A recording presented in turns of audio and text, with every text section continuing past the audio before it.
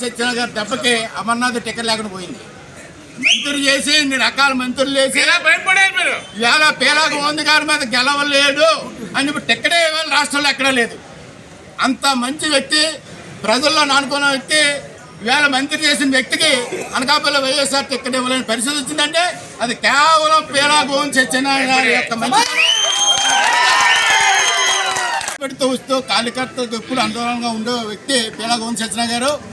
ఇవాళ అనకాపల్లిలో రాష్ట్రంలోనే ప్రప్రదంగా గెలిచే వ్యక్తి పేలాగోన్ సత్యనారాయణ గారిని అందరూ చెప్తున్నారు. ఇవాళ అనకాపల్లిలో అలాంటి పరిస్థితుల్లో ఇవాళ టికెట్ అనేది చూస్తే ఎవరు కూడా ఊహించని షాక్ ఇచ్చారు అధిష్టాన వర్గం.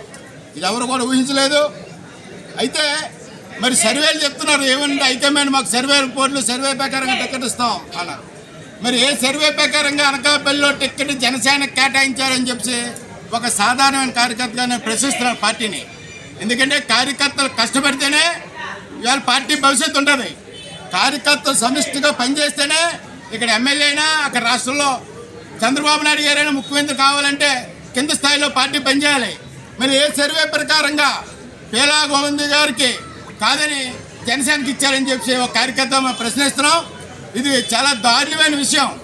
వీళ్ళు ఎవరు కూడా జీర్ణించుకోవడం పరిస్థితి. పార్టీలో కార్యకర్తలు మనోభావాలు కూడా కనీసం పరిగణలో తీసుకోకుండా ఇవాళ టికెట్ కేటాయించడం అంటే అన్ని టికెట్లో బాగా ఇచ్చానంటున్నారు.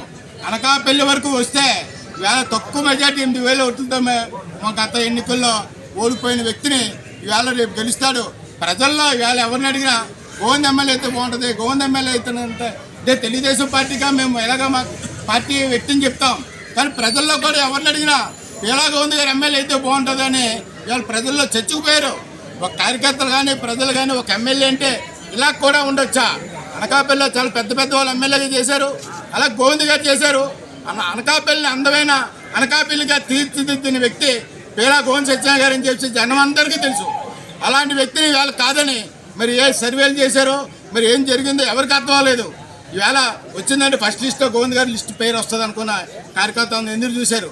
కాకపోతే పార్టీ హైకమాండ్ని నిర్ణయాన్ని అందరూ స్వాగతించుతున్నా కానీ కార్యకర్తల మనోభావాలు కూడా వారు అర్థం చేసుకోవాలి. అర్థం చేసుకోకుండా చేసినప్పుడు కార్యకర్తలు మంచి నిర్ణయం తీసుకుంటారని చెప్పి నేను అనుకుంటున్నాను కార్యకర్తగా. ఎందుకంటే ఆయన ఉంటేనే పార్టీలో మేము ఉంటాం. గోవింద్ గారు తెలుగుదేశం పార్టీలో ఉంటే మేము మాలాంటి కార్యకర్త, అదే నా అభిప్రాయం. ఇది కార్యకర్తల అభిప్రాయం. అనకాపల్లి తెలుగుదేశం పార్టీ కార్యకర్తల యొక్క మనోభావాలు కూడా గుర్తించాలి హైకమాండ్ అని చెప్పి ఇందు మూలంగా మేము తెలియజేస్తున్నాం. ఎందుకంటే వీళ్ళు గెలిచే సీటు మన అందరూ గెలడం గురించి కదా ఇవన్నీ మనం చేసేది. గెలిచే సీట్ని వీళ్ళ చేతులారా పోగొట్టుకునే పరిస్థితి కనబడుతుందని చెప్పి సుస్పష్టంగా కనబడుతుంది. ఎంచేతంటే పేలా గోవింద్ అనే వ్యక్తి కాపుల్లో కాపుగా గవర్లో గవర్గా ఏ క్యాస్ట్లో పడితే ఆ క్యాస్ట్లో కలిసిపోయే అతను గెలడానికి వేళ ఏదో ఎలిగేషన్లు ఉన్నాయని చెప్పి ఇదే చెప్పి మా కార్యకర్తల తాలూకా మనోభావాల్ని దెబ్బతీసే పరిస్థితి మరి పనికిరాదు. దయచేసి హైకమాండ్కి మేము తెలియజేస్తున్నాం. అనకాపల్లి తెలుగుదేశం పార్టీ కార్యకర్తలు అందరి అభిష్టం మేరకు ఏమైనా అవకాశం ఉంటే మరి 100కి మాకు చంద్రబాబు నాయుడు ముఖ్యమంత్రి కావాలి. అలాగే ఇక్కడ తెలుగుదేశం పార్టీ కార్యకర్తల మనోభావాలు కూడా గుర్తించాలని చెప్పి ఇందు మూలంగా మేము తెలియజేసుకుంటూ మరి సెలవు తీసుకుంటాం.